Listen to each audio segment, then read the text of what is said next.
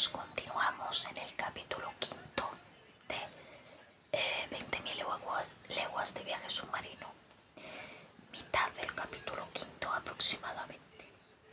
El bote se aproximó prudentemente a unas 3 brazas del animal, manteniéndose a dicha distancia con los remos inmovilizados.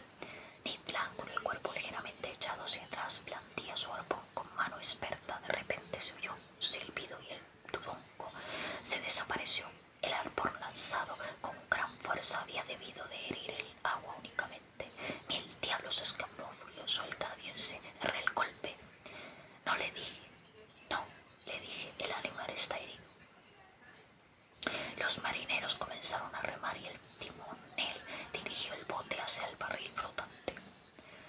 Rescatado el arpón, la canoa se lanzó a la persecución del cetáceo, que emergía de vez en cuando para respirar.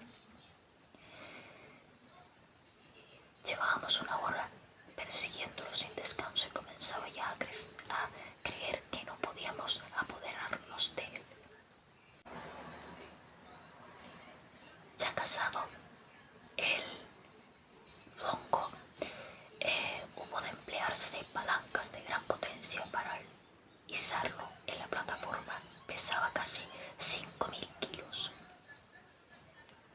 Ese mismo día el steward me sirvió la cena con algunas rodajas. Tenía un gusto excelente, superior incluso a la ternera, sino a la del buey. Al día siguiente, el 11 de febrero, la despensa del Nautilus se enriqueció con otro delicado manjar.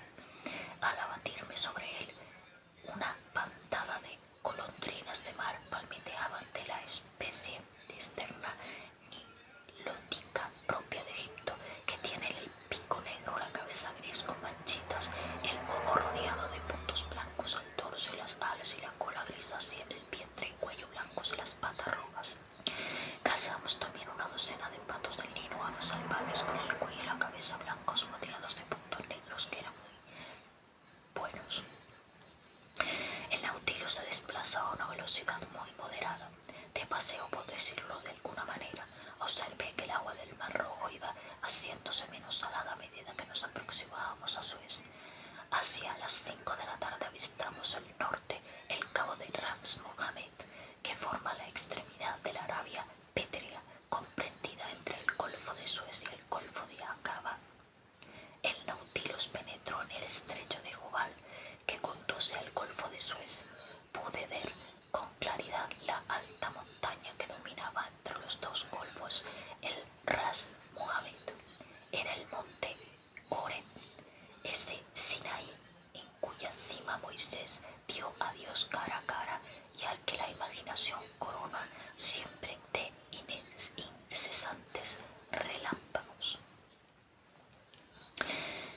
A las 6, el Nautilus, altamente sumergido y en superficie, pasó ante Thor, alojada en el fondo de una bahía cuyas aguas parecían teñidas de rojo, observación ya efectuada por el capitán Nemo. Se hizo de noche, en medio de un pesado silencio, roto a veces por los gritos de los pelícanos y de algunos pájaros nocturnos, por el rumor de la resaca batiendo en las rocas, o por el lejano zumbido de un vapor golpeando con sus hélices las aguas del Golfo. Desde las 8 a las 9 el Nautilus navegó sumergido a muy pocos metros de la superficie. Debíamos estar ya muy cerca del Suez, según mis cálculos. A través de los cristales del salón veía los fondos de roca vivamente iluminados por nuestra luz eléctrica. Me parecía que el estrecho iba cerrándose cada vez más. A las 9:15 emergió nuevamente el Nautilus. Impaciente por franquear el túnel del capitán Nemo, no podía yo estarme quieto y subí a la plataforma a respirar el aire fresco de la noche. En la oscuridad vi una pálida luz que brillaba, atenuada por la bruma, a 1 milla de distancia. Un faro flotante, dijo alguien cerca de mí. Me volví y reconocí al capitán Nemo. Es el faro flotante de Suez, dijo. No tardaremos en llegar al túnel. Supongo que la eso soy yo quien asegura la dirección del barco tomando el timón. Y ahora le ruego que baje el señor Aronnax, pues el Nautilus va a sumergirse para no reaparecer a la superficie hasta después de haber atravesado el Arabian Tunnel. Seguí al capitán Nemo. Se cerró la escotilla. Se llenaron de agua los depósitos y el navío se sumergió una decena de metros. En el momento en que me disponía a volver a mi camarote, el capitán Nemo me detuvo. ¿Le gustaría acompañarme a la cabina del piloto, señor profesor? No me atreví a pedírselo, respondí yo. Venga pues, así verá todo lo que puede verse en esta navegación a la vez submarina y subterránea. El capitán Nemo me condujo hacia la escalera central. A media rampa abrió una puerta, se introdujo por los corredores superiores y llegó a la cabina del piloto, que se elevaba en la extremidad de la plataforma. Las dimensiones de la cabina eran de unos 6 pies por cada lado y era muy semejante a la de los steamboat del Mississippi o del Hudson. En el centro estaba la rueda, dispuesta verticalmente engrasada en los jardines del timón que corrían hasta la popa del Nautilus. 4 cortillas de cristales lenticulares encajadas en las paredes de la cabina daban visibilidad al timonel en todas direcciones. Pronto mis ojos se acostumbraron a la oscuridad de la cabina y vi al piloto, un hombre vigoroso, que manejaba la rueda. El mar estaba vivamente iluminado por el foco del fanal situado más atrás de la cabina y en el otro extremo de la plataforma. Ahora, dijo el capitán, busquemos nuestro paso. Una serie de cables eléctricos unían la cabina del timonel con la sala de máquinas y desde allí el capitán podía comunicar simultáneamente dirección y movimiento a su Nautilus. El capitán Nemo oprimió un botón metálico y al instante disminuyó la velocidad de rotación de la hélice. En silencio yo miraba la alta y escarpada muralla ante la que íbamos pasando, basamento inquebrantable del macizo arenoso de la costa. Continuamos así durante una hora a unos metros de distancia tan solo. El capitán Nemo no perdía de vista la brújula y a cada gesto que hacía el timonel modificaba instantáneamente la dirección del Nautilus. Yo me había colocado ante la portilla de babor y por ello veía magníficas aglomeraciones de corales y sufritos, algas y crustáceos que agitaban las patas enormes entre las anfractuosidades de la roca. A 10:15 el capitán Nemo se puso él mismo al timón. Ante nosotros abría una larga galería negra y profunda. El Nautilus adentro audazmente por ella. Oía un ruido insólito en sus flancos. Eran las aguas del Mar Rojo que la pendiente del túnel precipitaba hacia el Mediterráneo. El Nautilus se confió al torrente rápido como una flecha a pesar de los esfuerzos de su maquinaria que, para resistir, batía el agua a contrahélice. A lo largo de la estrecha muralla de paso no veía más que rayas brillantes, líneas rectas, surcos luminosos trazados por la velocidad bajo el resplandor de la electricidad. Mi corazón latía con fuerza y yo sujetaba sus latidos con la mano. A las 10:35 el capitán Nemo abandonó la rueda del gabinete del gobernante y, volviéndose hacia mí, dijo: el Mediterráneo. En menos de 20 minutos, arrastrado por el torrente, el Nautilus había franqueado el istmo de Suez. Al día siguiente, 12 de febrero, al despuntar el día, el Nautilus emergió a la superficie. Yo me precipité a la plataforma. A 3 millas al sur se dibujaba vagamente la silueta de Pelusa. Un torrente nos había llevado de un mar a otro, pero ese túnel de fácil descenso debía de ser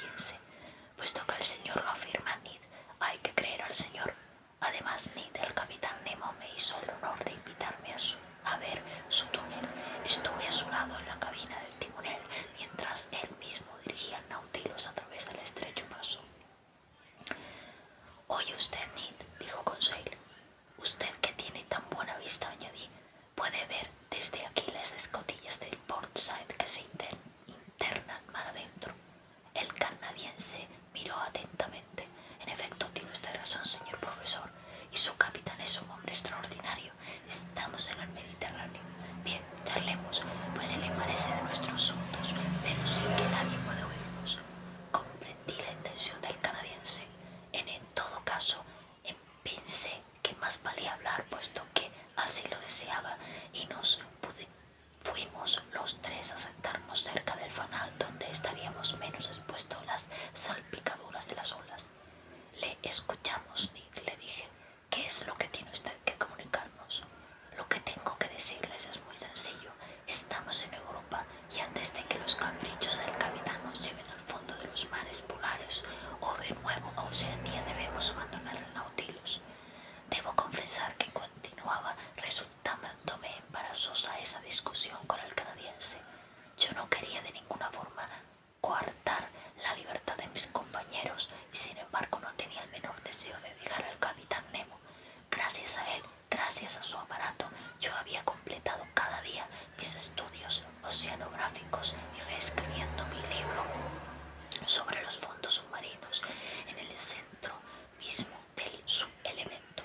Ciertamente jamás volvería a tener una ocasión semejante de observar las maravillas del océano. Yo no podía, pues, hacerme la idea de abandonar el Nautilus antes de haber completado el ciclo de mis investigaciones. Amigo Ned, respóndame francamente. ¿Se aburre usted a bordo? ¿Lamenta que el destino le haya lanzado en manos del capitán Nemo? Durante algunos instantes el canadiense guardó silencio. Luego, cruzándose de brazos, dijo: francamente, no me pesa este viaje bajo el mar, y me sentiré contento de haberlo hecho. Pero para haberlo hecho, menester es que haya terminado. Esa es mi opinión. Terminará. Nid, ¿dónde y cuándo? ¿Dónde? No lo sé. ¿Cuándo? No puedo decírselo. Supongo que acabará cuando estos mares no tengan ya nada que enseñarnos. Todo lo que tiene comienzo tiene forzosamente fin en este mundo. Yo pienso como el señor Diego Conseil, y es muy posible que tras haber recorrido todos los mares del globo, el capitán Nemo nos dé el vuelo a los tres. El vuelo, exclamó el canadiense. Un voleo querrá decir. No exageremos, señor Land. No tenemos nada que temer del capitán Nemo, pero tampoco comparto la esperanza de Conseil. Conocemos los secretos del Nautilus, y no creo que su comandante tome el riesgo de verlo correr por el mundo por darnos la libertad. Pero entonces, ¿a qué espera usted?, preguntó el canadiense. A que se presenten circunstancias favorables que podremos y deberemos aprovechar, ya sea ahora o ya dentro de 6 meses. Ya, dijo Ned Land. ¿Y dónde cree que estaremos dentro de 6 meses, señor naturista? Tal vez aquí, tal vez en China. Usted sabe cómo corre el Nautilus, atraviesa los océanos como una golondrina el aire o un express por los continentes. No rehuye los mares frecuentados. ¿Quién nos dice que no va a aproximarse a las costas de Francia, de Inglaterra o de América, en las que podríamos intentar la evasión tan ventajosamente como aquí? Señor Aronnax, sus argumentos se caen por la base. Habla usted del futuro. Estaremos allí, estaremos allá.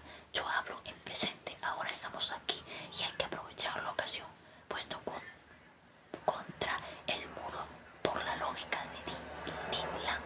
Sintiéndome batido en ese terreno, no sabía ya a qué argumentos apelar. Oigan, supongamos que, por imposible que sea, que el capitán Nemo le ofrezca hoy mismo la libertad. ¿Qué haría usted? No lo sé responder. Y si añadiera que esa oferta no volvería a hacerla nunca más, ¿aceptaría usted? No respondí. ¿Qué es lo que piensa el amigo Conseil?, preguntó Ned. El amigo Conseil respondió plácidamente. El interrogatorio no tiene nada que decir. Está absolutamente desinteresado, al igual que el señor, y que su camarada Nemo es soltero. Ni mujer, ni hijos, ni parientes le esperan. Está al servicio del Señor, piensa como el Señor, habla como el Señor, y por eso, sintiéndolo mucho, no debe contentarse con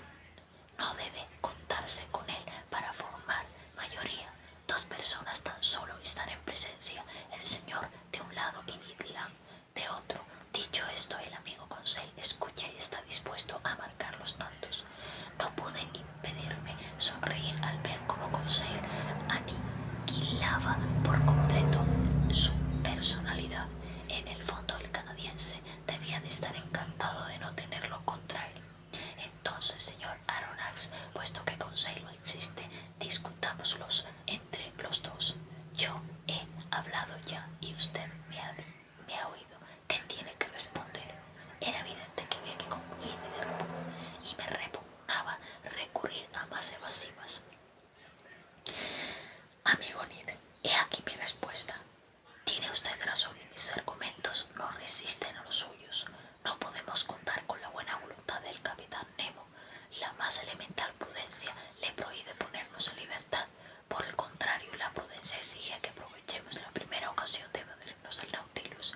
Bien, señor Aronnax, eso es hablar razonablemente. Sin embargo, quiero hacer una observación, una sola. Es menester que la ocasión sea seria. Es preciso que nuestra primera tentativa de evasión tenga éxito, pues si se aborta no tendremos la oportunidad de hallar una segunda ocasión y el capitán Nemo no nos perdonará. Eso es muy sensato, respondió el canadiense, pero su observación es aplicable a toda tentativa de huida, ya sea dentro de 2 años o de 2 días. Luego la cuestión continúa siendo esta: si se presenta la ocasión favorable hay que aprovecharla. De acuerdo, y ahora dígame, Ned, ¿qué es lo que entiende usted por una ocasión favorable? La que nos depararía la proximidad del Nautilus a una costa europea en una noche oscura. ¿Y trataría usted de escapar a nado? Sí, si estuviéramos a escasa distancia de la orilla y si el navío flotara en la superficie. No, si estuviéramos demasiado alejados y con el barco entre los aguas. Y en ese caso, trataría de apoderarme de la canoa. Sé cómo hay que maniobrar. Para ello, nos introduciríamos en el interior y una vez quitados los tornillos, remontaríamos a la superficie sin que tan siquiera el timonel situado a proa se diera cuenta de nuestra huida. Bien, Ned, pues aceche esa ocasión, pero no olvide que un fracaso sería nuestra perdición. No lo olvidaré, créame. Y ahora, Ned, ¿quiere conocer mi opinión sobre su proyecto? Naturalmente, señor Aronnax. Pues bien, pienso, no digo espero, que esa ocasión favorable no va a presentarse. ¿Por qué? Porque el capitán Nemo no puede ignorar que no hemos renunciado a la esperanza de recuperar nuestra libertad y por tanto se mantendrá en guardia, sobre todo en las proximidades de las costas europeas. Estoy de acuerdo con el señor, dijo Conseil. Ya veremos, respondió Ned, que movía la cabeza en un gesto de determinación. Y ahora, Ned, dejemos esto, ni una palabra más sobre ello. El día que esté usted dispuesto nos lo dirá y nosotros le seguiremos. Lo dejo en sus manos. Así terminó esta conversación, que habría de tener más tarde tan graves consecuencias. Debo decir que los hechos parecieron confirmar mis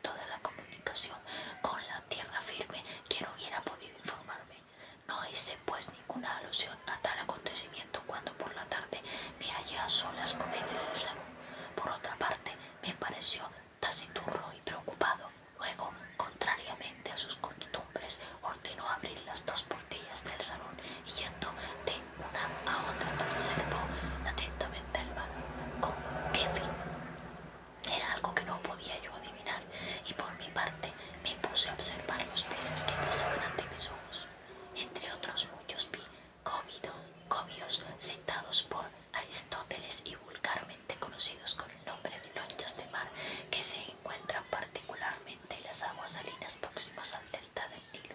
Cerca de ellos evolucionaban pragos semifosforescentes, especie de espárragos a los que los egipcios colocaban entre los animales sagrados y cuya llegada a las aguas del río, anunciadora de su fecundo desbordamiento, era celebrada con ceremonia religiosa. Vi también unos dentados de 3 centímetros de longitud, peces óseos de escamas transparentes de un color lívido mezclado con manchas rojas, con grandes devoradores de vegetales marinos. O sea, son lo que les da ese gusto exquisito tan apreciado por los gastrónomos de la antigua Roma, que los pagaban a alto precio. Sus entrañas mezcladas con el licor seminal de las morenas, los sesos de pavo real y las lenguas de los fenicópteros se componían de ese plato divino que tanto gustaba al emperador Vitelio. Otro habitante de esos mares atrajo mi atención y me hizo rememorar la antigüedad. Era la rémula, que viaja adherida al vientre de los tiburones, es decir, de los antiguos. Este pequeño pez, adosado por la ventosa a la quilla de un navío, podía detener su marcha, y uno de ellos, al detenerse en sí la nave del Antonio durante la batalla de Actium, facilitó la victoria de Augusto, de lo que depende el destino de las naciones. Vi también admirables antías pertenecientes a la familia de los pérsidos, peces sagrados para los griegos, que les atribuyen el poder de expulsar a los monstruos marinos de las aguas que frecuentaban. Su nombre significa flor, y lo que justificaban por sus colores bellísimos que recorrían todas las gamas del rojo, desde el rosa pálido hasta el brillo del rubí, y los fugitivos reflejos que tornasolaban su aleta dorsal. Mis ojos no podían apartarse de esas maravillas del mar cuando súbitamente vieron una insólita aparición, la de un hombre en medio de las aguas, un hombre con una bolsa de cuero en su cintura. No era un cuerpo abandonado al mar, era un hombre vivo que nadaba vigorosamente. El hombre apareció y desapareció varias veces, ascendía para respirar en la superficie y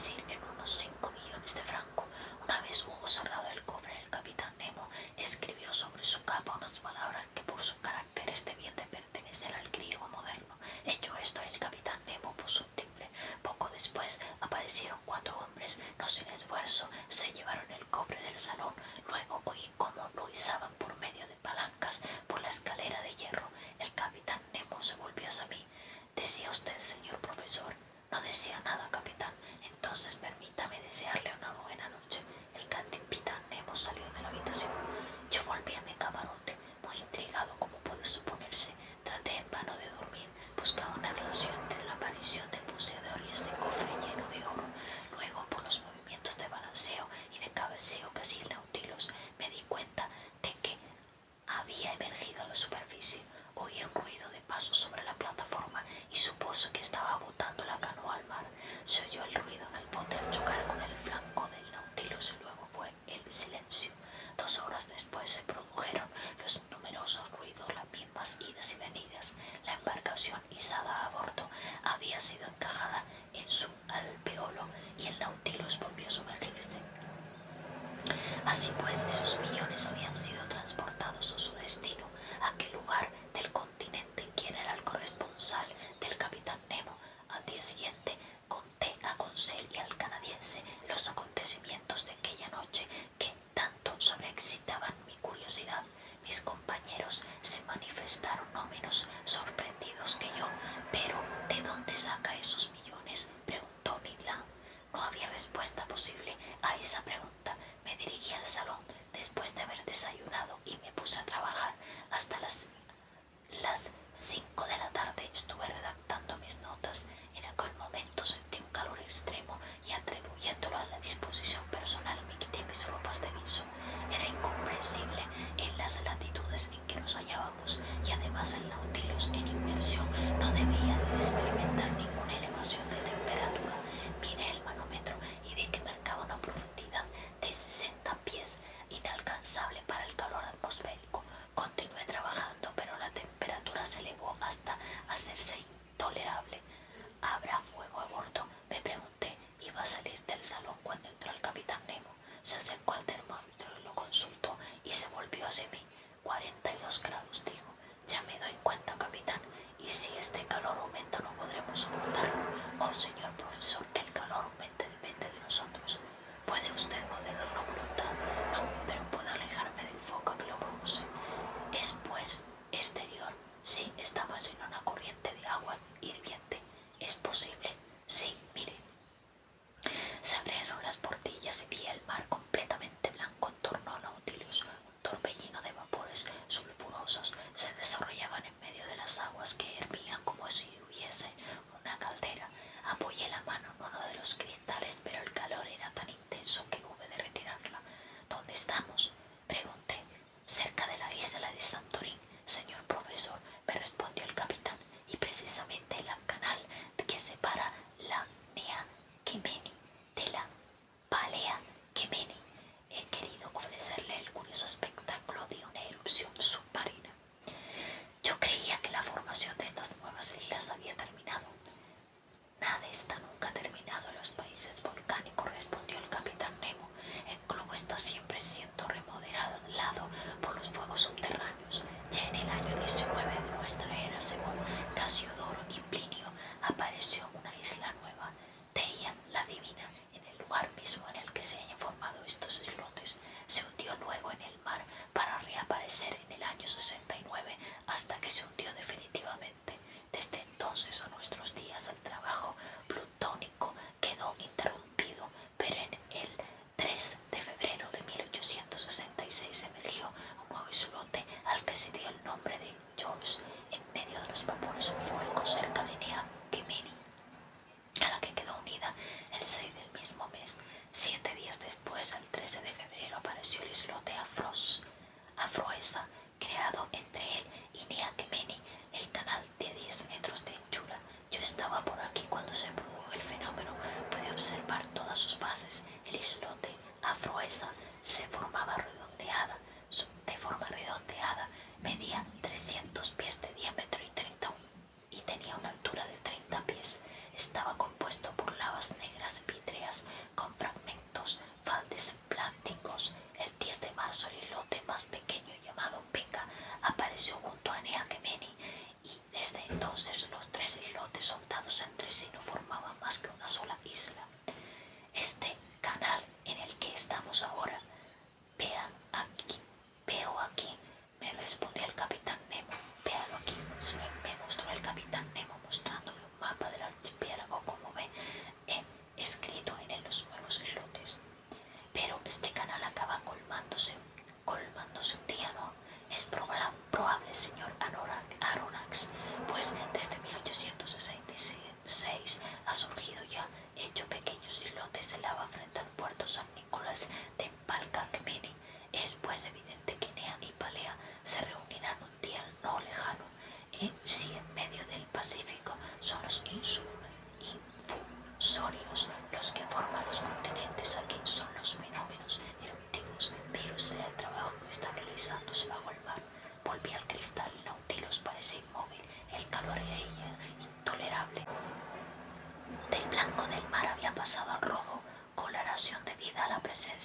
sal de hierro. Pese a que el salón estaba herméticamente cerrado, había sido invadido por un olor sulfuroso absolutamente insoportable. Veía llamas escarlatas cuyas vivacidad apagaba el brillo de la electricidad. Estaba sudando a mares, me asfixiaba, iba a coserme, si me sentía literalmente cocido. No podemos permanecer en esta agua hirviendo, dije al capitán. No, no, sería prudente, respondió el impasible capitán. A una orden del capitán el Nautilus viró de bordo y se alejó de aquel horno al que no podía desafiar impunemente por más tiempo. Un cuarto de hora después respirábamos el aire libre en la superficie del mar. Se me ocurrió pensar entonces que si Ned hubiera escogido esos parajes como escenario de nuestra fuga, no habríamos podido salir vivos de ese mar de fuego. Al día siguiente, 16 de febrero, abandonamos aquella región